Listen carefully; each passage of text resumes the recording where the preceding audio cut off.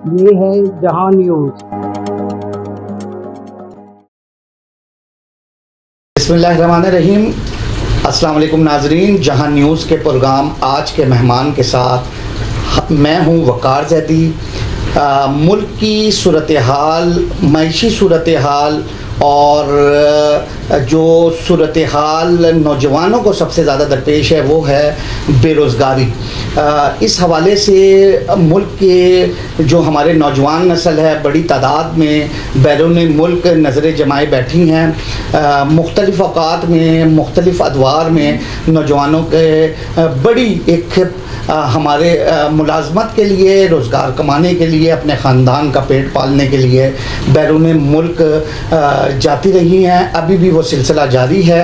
पाकिस्तान में जो मुख्तलिफ़ शहर हैं वहाँ से ताल्लुक़ रखने वाले स्किल और अनट्रेंड नौजवानों की बड़ी तादाद इस टाइम बाहर मौजूद है और वो बाहर जाने के लिए ऐसे दफातर का दौरा करती हैं, रब्ता करती हैं जहाँ से उनको नौकरी के हवाले से बाज़ाब्ता कानूनी तौर पे और मुस्तनद वीज़े मिल जाएं और वो बाहर जा सकें। इसी आड़ में जो कानूनी सिलसिला है उसमें गैर कानूनी सूरत हाल भी तक़वियत पकड़ती है। एजेंटों को मौका मिलता है पैसे कमाने का और वो मुख्तलिफ़ शॉर्टकट्स के ज़रिए लोगों को बाहर भिजवाते हैं, जिससे ना सिर्फ माली नुकसान लोगों को मिलता है बल्कि उसके साथ साथ अमूमन जानी नुकसान भी उठाना पड़ रहा है।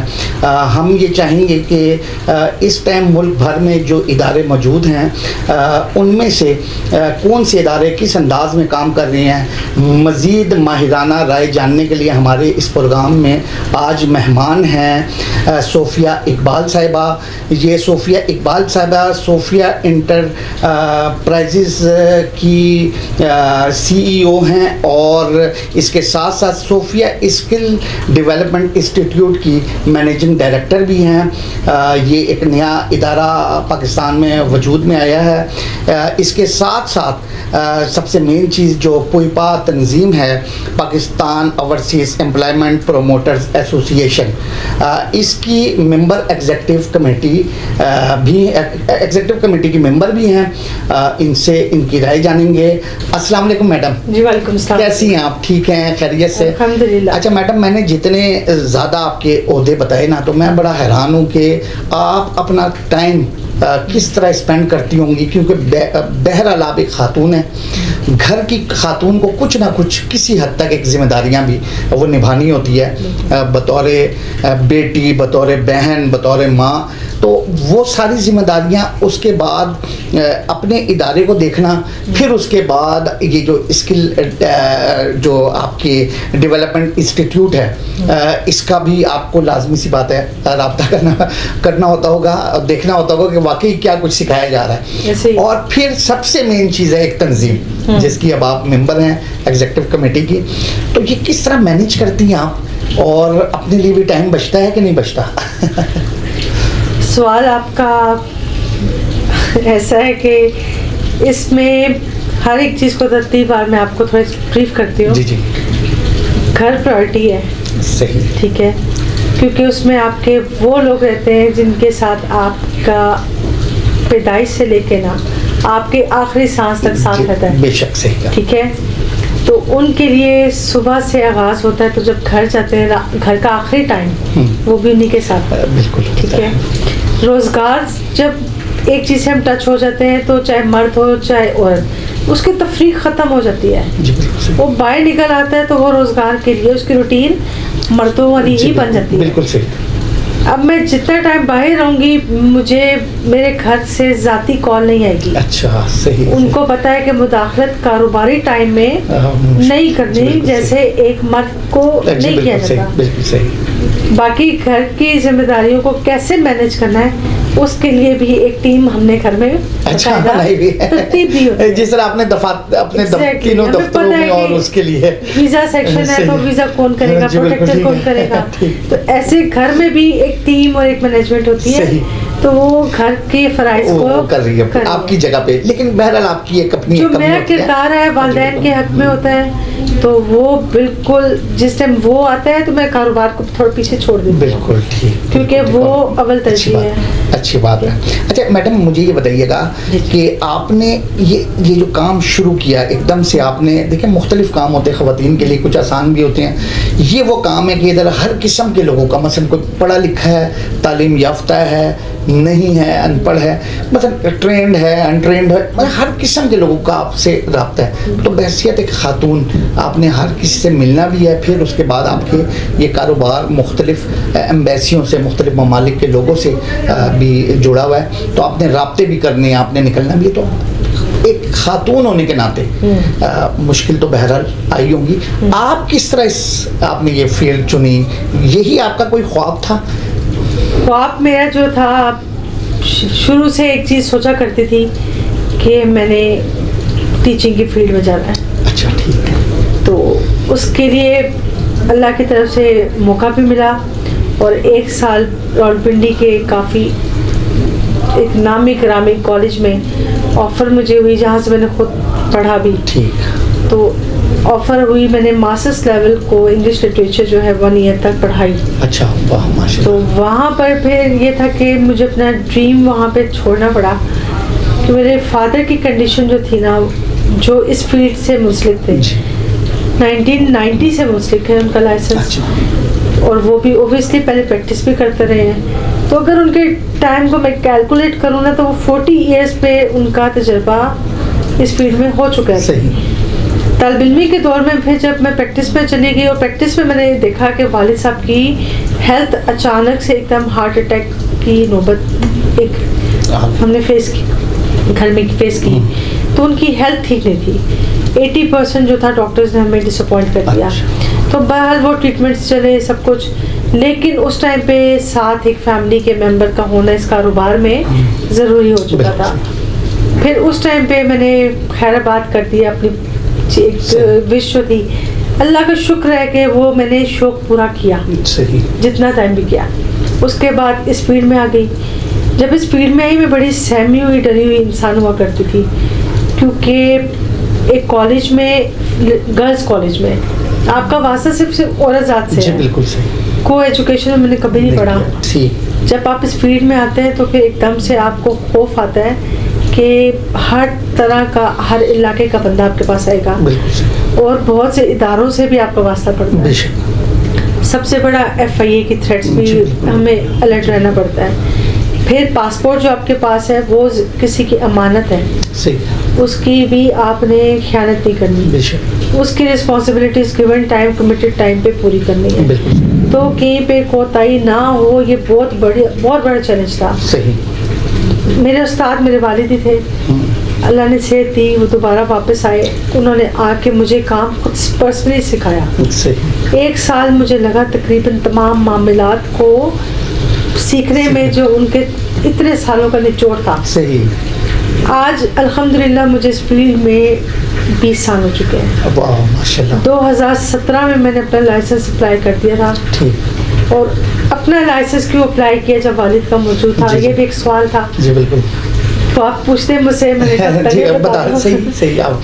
वालिद साहब सेहत को लेके बाद में एक दफ़ा मज़ीद झटका एक और आया, और डर गए कि खुदा ना खास्ता अगर मुझे कुछ हो जाता है, मौत पर हक है, तो निज़ाम ज़िंदगी बिल्कुल मेरे बच्चों के लिए, घर के लिए रुक जाएगी। तो इसको क्यों ना हम एक और रास्ता निकालें जो कानूनी तौर पे हमारे लिए है। तो मैंने अपने नाम पे लाइसेंस ले लिया। ठीक है। तमाम लीगल मेथड्स को फॉलो करके अल्हम्दुलिल्लाह का बड़ा करम हुआ, बहुत जल्दी। और सीख आप उस टाइम तक सब कुछ सीख चुकी थी, और मैं प्रैक्टिस ऑलमोस्ट मैंने 8-9 साल उसकी प्रैक्टिस की मैंने। बिल्कुल सही। बस उसके बाद जो है ये लाइसेंस मेरा अपना उस टाइम मैंने ले। और हम तो कहते हैं कि ये अच्छा इसलिए भी हुआ कि देखें, लाजमी अब 2 दफ्तर आपके घर में हैं, तो पहले अगर कोई 2-4 बंदों को वो जो उस दफ्तर में जो रोजी कमा रहे हैं, तो हो सकता है आपके इस दूसरे दफ्तर से मजीद कोई 1-2-4 और लोगों का भी रोजगार लग गया ना। मुझे एक बड़ा वाज़े फ़र्क जो महसूस होता है, एक न्यू जनरेशन होती है, एक ओल्ड जनरेशन है। हम लोगों दोनों की सोच में थोड़ा फ़र्क आ जाता है। बिल्कुल सही। उस फ़र्क को कैसे मिटाना है जी? तो वो ये होता है कि जो न्यू जनरेशन है वो एक बड़े बंदे की बात को जल्दी पिक नहीं कर रही होती। सही। तो तो वो फिर क्या होता है, वो कहती है हाँ मैं खुद ही सब कुछ हूँ, मुझे पता है, वो कहते हैं ऑलराउंडर है हम। उनको कन्विंस करने के लिए एक यंग बंदा ही उनको समझा सकता है। बिल्कुल। वो बड़े की बात पे कायल वैसे आज की जनरेशन नहीं होती है। तो हम लोग तो कहते थे बस जो आपने कह दिया वही है, ऑल एंड ऑल वही है, ठीक है। लेकिन अब ऐसा नहीं चल रहा। सही। और कुछ इसमें ठीक भी है। सही।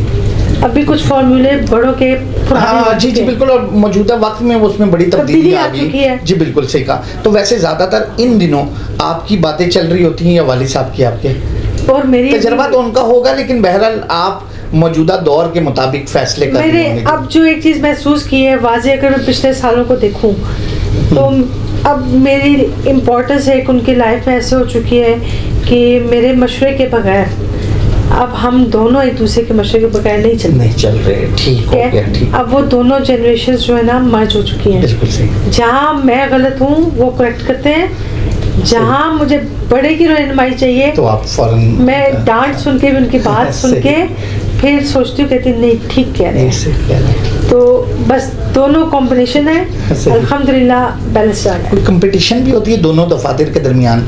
नहीं, बिल्कुल ज्यादा बिजनेस किया बिल्कुल भी नहीं। इवन हम लोग ये देखते हैं मजबूत कंपटीशन हो तो मेरे ख्याल में रिजल्ट अच्छे नहीं होते इसके नतीजे। मैं यहाँ तक आपको एक चीज बताऊँ, मुझे ये भी नहीं पता होता कि मेरे ऑफिस में कितने वीज़े आ रहे हैं। अच्छा, सही। क्या सब कुछ है, क्योंकि ये तमाम मामलात मैं आज भी अपने वालिद को बड़ा समझ के उन्हीं के ही अंडर छोड़ती हूँ। बिल्कुल सही। जहाँ लीगल डॉक्यूमेंटेशन है, स्टैम्प सिग्नेचर पढ़ के साइन करना, वो सब मेरी अथॉरिटी है। क्योंकि एक लाइसेंस मेरा है तो उसके फैसले मैंने करने हैं। बिल्कुल सही। वो मुझे एतमाद में लेते हैं, बताते हैं, और तमाम डीलिंग्स जो हैं वो मेरे वालिद साहब ही करते हैं। अच्छा मैडम, मुझे ये बताएं, एक 4 महीना हम रवायती तौर पे अपने मुल्क में हैं, इधर के मुख्तलिफ शहर हमने देखे होंगे, घूमे फिरे होंगे।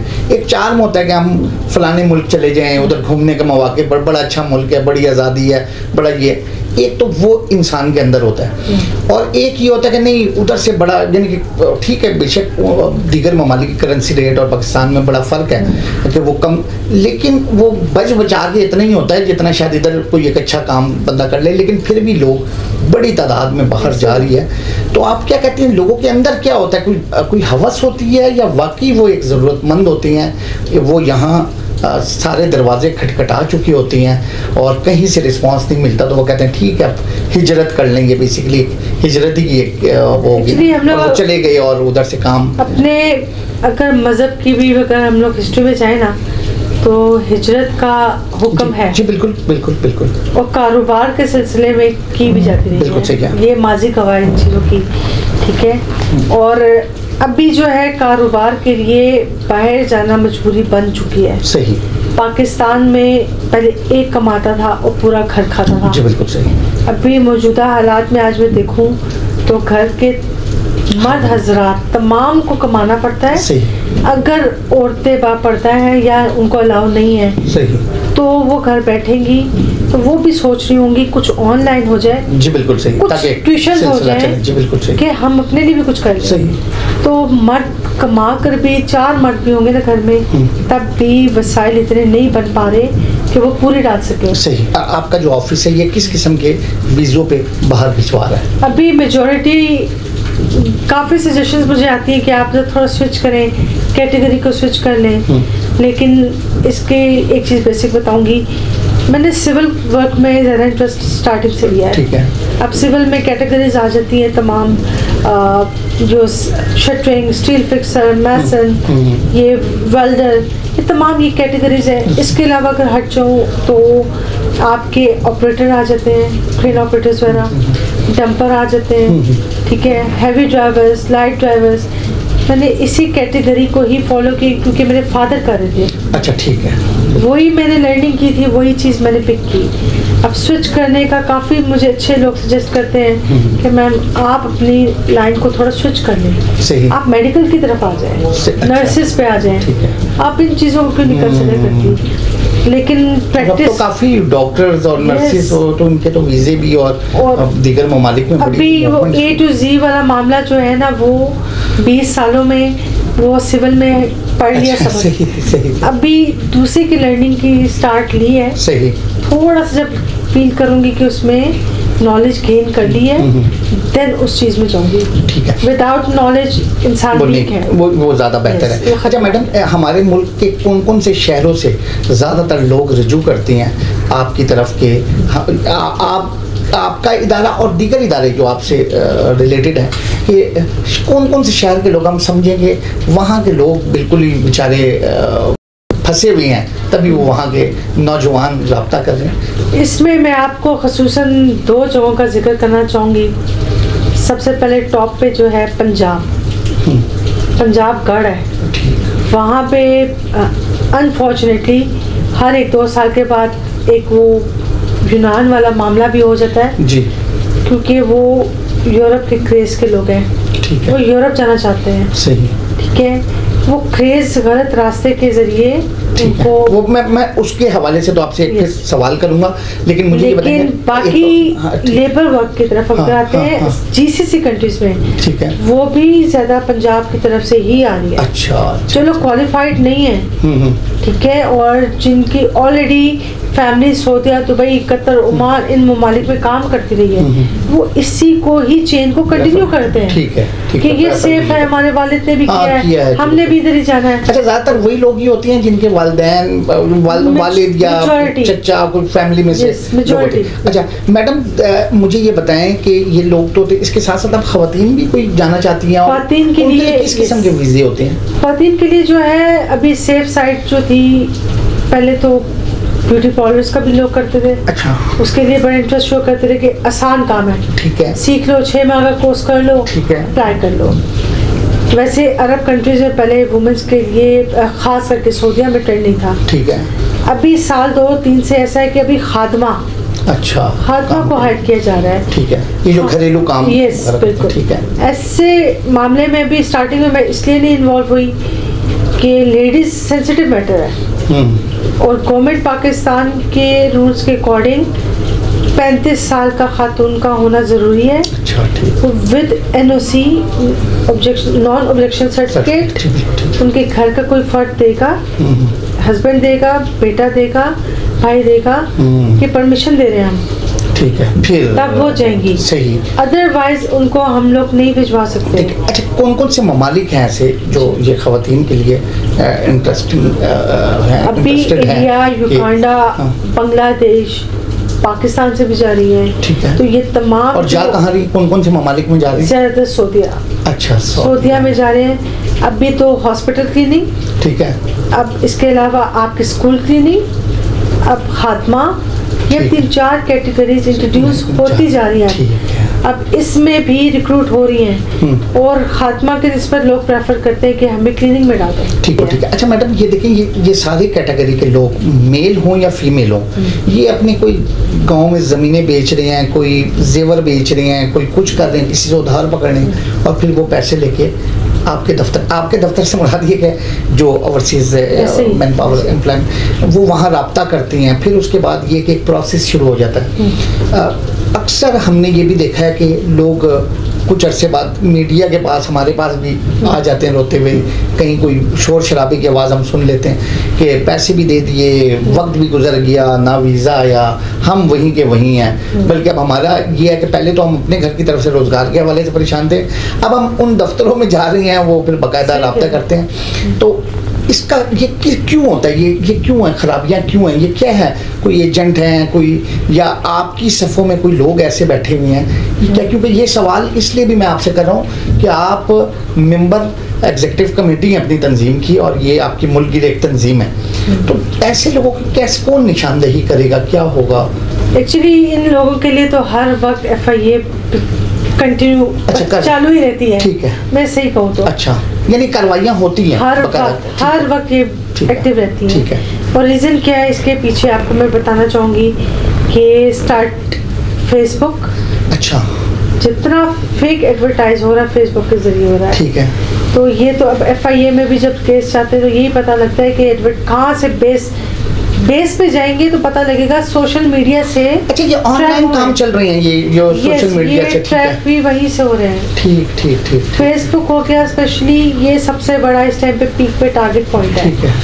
यहाँ पे फेक एडवर्टाइजमेंट्स करते हैं। ठीक है। दूसरी चीज सब एजेंट्स, हम लोग एक प्रॉपर लाइसेंस लेके बैठे हुए बंदे पे एतबार नहीं करते। हमारे गांव का चलता फिरता एक बंदा होगा जो बैग में अपने साथ कॉपी, लोगों के नंबर पेन से लिख के और बटन वाला मोबाइल, और ये पुराना सिस्टम अभी तक चल रहा है। सही सही। और लोगों के पासपोर्ट लेके घूमता है। हाँ, सही। उस पे रिलाई करते हैं। ठीक है, बिल्कुल सही। उनको एडवांस भी देते हैं, उनको पासपोर्ट भी देते हैं। अच्छा, ये वो सब एजेंट होते हैं ये सारा? Yes, exactly. तो वो फिर वो सब एजेंट किसी दफ्तर में भी तो लेके जाते होंगे ना? बिल्कुल जाते हैं, जोड़ तोड़ करते हैं, वो इसको इधर डाल दो, इसको इधर डाल दो, ये ऐसे एडजस्टमेंट्स करते हैं लोगों की। अच्छा, नहीं ये कर दिया, लेकिन मैंने कहा वो दफातर वालों का भी तो कुछ ना कुछ लाजमी उनके पास कोई आया है। दफातर वालों को एक्चुअल कॉस्ट ही मिलती है अगर उनके पास वीजा मौजूद है तो वो तो एक्चुअल कॉस्ट पे करेंगे। लेकिन क्या वो उस बंदे को नहीं बताएंगे, जाने वाले को, ख्वाहिशमंद को? ये ब्रीफिंग प्रोटेक्टर ऑफिस भी करता है इनमें कि ये एग्रीमेंट के मुताबिक आपकी ये सैलरी है, आपका इतना टाइम का कॉन्ट्रैक्ट पीरियड है। ठीक है, ठीक है, क्या ये आपके इल्म में चीजें हैं, वो आमादगी जाहिर करता है, देन प्रोटेक्टर उसका किया जाता है। ठीक है, वो तो चला गया ना। ये जेन्युइन वीजे की बात कर रहे हैं। ठीक है, दूसरे तो जाते ही नहीं है। अच्छा, बाज़ लोग जो ट्रैवलिंग कर रहे होते हैं उनकी एक थोड़े से एलिगेशंस होते हैं कि जो मेडिकल में अनफिट हो जाते हैं जाने वाले ख्वाहिशमंद, तो वो कहते हैं कि ये कोई मिली भगत होती है आप लोग की भी और मेडिकल सेंटरों वालों की भी, कि बार बार हम फेल ही हो रहे होते हैं और अक्सर हम दूसरी जगहों से टेस्ट करवाते हैं तो हम सही होते हैं। तो ये कोई वाकई इसमें कोई ऐसा कोई मसला है या नहीं? एक्चुअली इसकी विक्टिम मैं खुद भी हूँ। अच्छा। कई दफ़ा केस रिपीट हो जाते हैं बहुत ज़्यादा। ठीक है। और अगर इस्लामाबाद और पिंडी की बात की जाए तो मेजॉरिटी सबसे टॉप के हॉस्पिटल जो है ना, शिफा इंटरनेशनल, कुलसूम, मैं किसी की प्रमोशन नहीं कर रही, मैं बता रही हूँ कि ये जो है, अच्छा चले आगा खान देखने उसकी तरफ चले, किसी भी लैब में जाएंगे ना, अगर वहाँ पे वो क्लियर है तो इन लैब्स में जाके रिपोर्ट क्यों पॉजिटिव आ रही है, वहाँ पे तो ठीक आया। सही। तो इसका मतलब है ये उनका क्लेम फिर ठीक बनता है। नहीं तो फिर क्या करते हैं, कौन से इदारे इनको ऐसी लैब्स को चेक एंड बैलेंस करते हैं? चेक एंड बैलेंस के एक्चुअली ये अप्रूव होती ही सऊदी की तरफ। जी जी, जो हर मुल्क से चैनल भी वहाँ से वो। ठीक है, तो फिर ये इन्होंने दरमियान में देखिए कोई मुल्क तो नहीं चाहेगा, एक तो वो आपको वीजे दे रहा है, एक इन्वेस्टमेंट भी अच्छी खासी है, मशीन भी कॉम्प्रोमाइज मशीनें नहीं है, जानबूझ के रिपोर्ट खराब की जाती है कि लोग देखिए इसकी भी बड़े पैसे होते हैं, टेस्ट की फीस काफी है, तो वो बार बार देखे ना 2-4 दफा टेस्ट करवाए 1 लाख रुपए तो उस बंदे को उधर ही निकल गए। 23-24,000 का इस टाइम पे मेडिकल बिल्कुल लाजमी जब जाएगा वो उधर तक लेबोरेटरी, जब अगेन पेंडिंग होता है उसी टेस्ट की फी अगर 1200 है, 1500 है, 1800 है स्पेसिफिक चीज की, वो देता रहेगा।